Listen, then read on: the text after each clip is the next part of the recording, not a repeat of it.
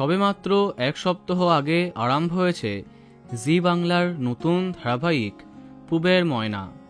অনেক দিন বাদে এই ধারাবাহিকের মাধ্যমে কামব্যাক করেছিলেন সবার প্রিয় গৌরব রায় চৌধুরী। তার বিপরীতে দেখা যায় নবাগতা ঐশানী দেকে। আস্তে আস্তে জমে উঠছিল পূবের ময়না। নতুন লুকে গৌরবকে বেশ মানিয়েছিল, কিন্তু এর মাঝে এটা কি হলো? পূবের ময়না ধারাবাহিকের শুটিং চলাকালীন পায়ে গুরুতর আঘাত পান গৌরব।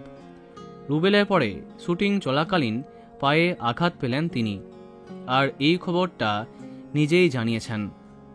ব্যান্ডেজ করা অবস্থায় তার পায়ের ছবি তুলে সেটা শেয়ার করেছেন। তাতে ক্যাপশন দিয়েছেন, শুটিং ডায়েরি, চোট তো লাগতেই থাকবে। অভিনেতা বিষয়টাকে হালকাভাবে নিলেও তাকে নিয়ে চিন্তিত তার দর্শকেরা। অনেকেই সাবধানে কাজ করার পরামর্শ দিয়েছেন। এপার বাংলা ওপার বাংলার গল্প নিয়ে আরম্ভ হয়েছে পূবের ময়না।